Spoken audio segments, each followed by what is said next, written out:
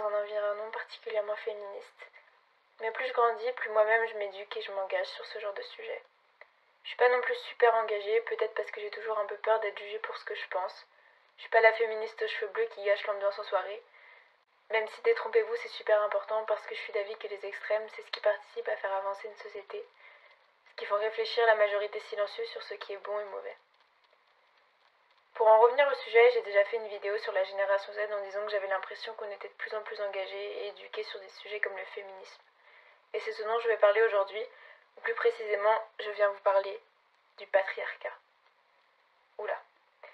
Pour en donner une définition assez objective, le patriarcat est désigné en sociologie comme une forme d'organisation sociale et juridique fondée sur la détention de l'autorité par les hommes, et c'est sur ce système que serait fondée notre société. Ces derniers temps, j'en ai beaucoup entendu parler, que ce soit en classe ou sur YouTube, et on le vit tous de manière différente. Il n'y a pas longtemps, j'ai réalisé que le patriarcat ne présentait pas des inconvénients qu'aux femmes, car il empêche aussi les hommes de faire certaines choses. Pas de la même manière, certes, mais c'est important de l'observer. D'après cette observation, j'ai tenté de redéfinir le patriarcat comme une forme d'oppression qui organise la société sous deux genres, le masculin et le féminin, qui les hiérarchise en mettant le premier au-dessus, et qui exige des deux un comportement qui ne semble pas correspondre à leur caractère. Comme quand on exige d'un homme qu'il ne pleure pas ou d'une femme qu'elle ne donne pas son avis lors d'un débat en société.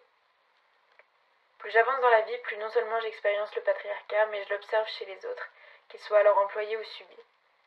Comme d'habitude, c'est un sujet super vaste sur lequel il y a plein de choses à développer, mais je voulais aujourd'hui vous faire part de mon observation. Il n'y a pas longtemps, j'ai voulu faire une vidéo sur la masculinité toxique, puis je me suis rendu compte que moi je la subissais pas réellement en tant que femme, et que donc c'était peut-être pas mon rôle d'en parler à la place des hommes qui en sont victimes.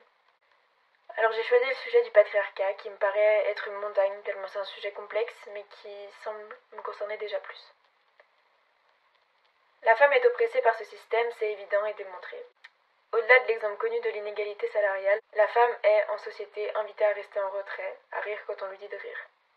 J'ai aussi fait l'observation en tant qu'adolescente qu'on n'a pas le droit d'aimer quoi que ce soit sans être jugé.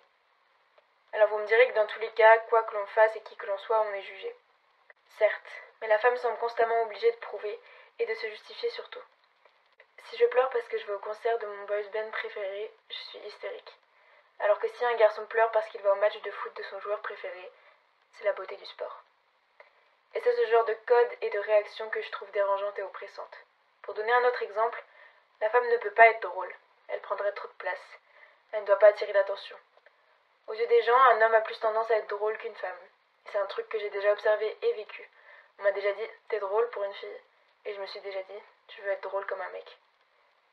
Finalement, l'homme aussi est oppressé par ce système.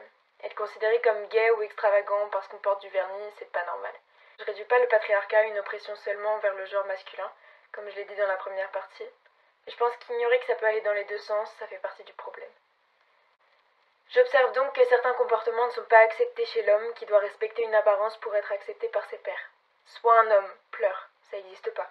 Pleurer c'est être faible et on va souvent tenter de justifier ce comportement par la sexualité. Il pleure donc il n'est pas hétéro, comme si ça avait quelque chose à voir. On attribue un comportement dit féminin à un homme qui n'agit pas selon les critères dits masculins. Et ça prouve justement que ces exigences sont issues du patriarcat. Il y a tellement d'autres a priori ancrés dans notre société qui discréditent l'humain au plus profond de son identité, et c'est un exemple parmi tant d'autres qui prouve un point sur lequel je vais conclure cette vidéo. La déconstruction du modèle de l'homme et de celui de la femme semble être la solution pour lutter contre l'oppression des genres et pour leur égalité. Pour rappel, le genre est une construction sociale tandis que le sexe est biologique. Donc, à partir de ces deux définitions, si je devais moi-même expliquer la déconstruction du genre, ce serait comme le processus d'identification des stéréotypes attribués au genre, pas leur effacement, puisqu'il y aura toujours des différences entre les hommes et les femmes, mais leur simple redéfinition afin qu'ils ne justifient pas une manière d'agir et qu'ils permettent de mieux appréhender les différents comportements sociaux auxquels on peut être exposé, comme le concept absurde de la virilité par exemple. Voir un homme être touché dans sa virilité par le simple fait de voir un autre homme porter un crop top est l'une des choses qui m'insupporte le plus. Et c'est pour cela que je conclurai avec une citation de Michel Tournier, qui nous explique très justement et très ironiquement qu'aujourd'hui, c'est la voiture qui symbolise la virilité.